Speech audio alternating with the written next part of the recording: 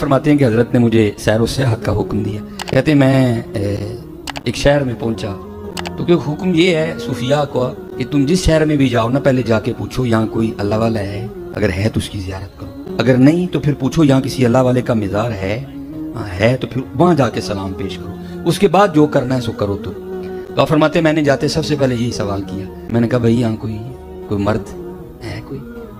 تو لوگوں نے کہا بھائی یہاں تو نہیں ہے، یہ جو سامنے آپ پہاڑ دیکھ رہے ہیں اس کے اوپر ایک غار ہے، وہاں ایک مرد ہے، ذرا مشقت ہے جاؤ. بابا صاحب فرماتے ہیں میں نے بڑی مشقت اٹھائی اور میں گیا پہاڑ. اب فرماتے ہیں جب غار کے منہ پہ پہنچا نا تو وہاں جا کے کیا دیکھا کہ ایک ٹانگ ہے جو گھٹنے سے کٹی پڑی ہے غار کے منہ پہ اور خشک ہو گئی ہے، گوشت اور پوست نہیں کوئی بھی اس میں، خشک بالکل ہڈی پڑی ہے. فرماتے ہیں میں بڑا گھبرایا بھائی یہ کیا ہے. کہتے ہیں خیر میں اندر گیا، جا کر حضرت کی قدم گوشی کی، جو کچھ پوچھنا تھا حضرت سے پوچھا، حضرت نے عنایت فرمایا. کہتے جب میں جانے لگا تو سنت ہے اپنے مہمان کو دروازے تک رخصت کرنے جانا. کہتے جب میں نکل آنا تو حضرت بھی اٹھے مجھے غار کے منہ تک چھوڑنے جانے کے لیے. کہتے جب حضرت اٹھے تو پھر دیکھا کہ حضرت کی بھی دائیں ٹانگ کوئی نہیں. کہتے میرے دل میں خیال آیا ایک ٹانگ باہر کٹی پڑی ہے، حضرت کی بھی کوئی نہیں، تو کہیں کوئی ایک ہی تو نہیں بات. تو کہتے میں نے بڑے ادب سے عرض کی حضور آپ کی بھی ایک ٹانگ کوئی نہیں، ایک باہر کٹی پڑی ہے، تو کوئی معاملہ ایک تو نہیں کہیں. تو کہتے رو پڑی.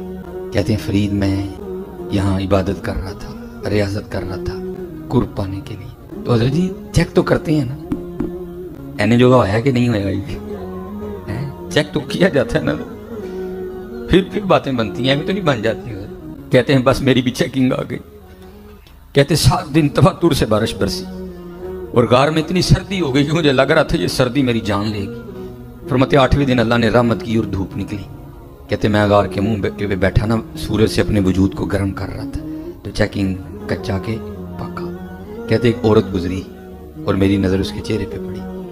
کہتے بڑی خوبصورت لگی، میرا جی چاہا کہ میں اس کے پیچھے جاؤں، اس کو جا کے نہ پھر دیکھوں. کہتے بس ایسا غلبہ ہوا شہوت کا کہ عقل ہی ماری گئی. ہو بھائی اس چوٹی پہ تو کسی مرد کا آنا بڑا مشکل سے ہوتا ہے، عورت کہاں سے آ گئی؟ تیرا امتحان ہے نہ کر. کہتے عقل ماری گئی. فرماتے میں اٹھا اور اس کے پیچھے جانے کے لیے نا میں نے غار سے سب سے پہلے دایاں پاؤں باہر نکالنا. تو پھر غیب سے آواز آئی واہ بھائی واہ، واہ بھائی واہ، یاریاں ساڈے نال تے جاندے غیراں پیچھے، یاری ساڈے نال تے جاندے غیراں پیچھے. کہتے یہی قدم تھا جو سب سے پہلے غیر کے لیے بڑا تھا، میں نے اپنے ہاتھ سے ہی کاٹ دیا. کہتے یہی قدم تھا جو سب سے پہلے غیر کے لیے بڑا تھا، میں نے اپنے ہاتھ سے ہی کاٹ دیا. کرنے والے بڑا.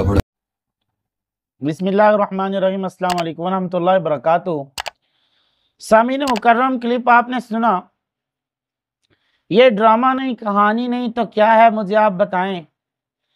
حالانکہ چلو مان لیتے ہیں یہ بات کہ اس پہاڑ پر وہ گیا، اس نے عبادت کرنا شروع کی اور 7 دن تک بارش آئی اور اس کے بعد جو ہے دھوپ سیکنے کے لیے وہ باہر آیا تو اس نے اپنی ٹانگ کاٹ لی.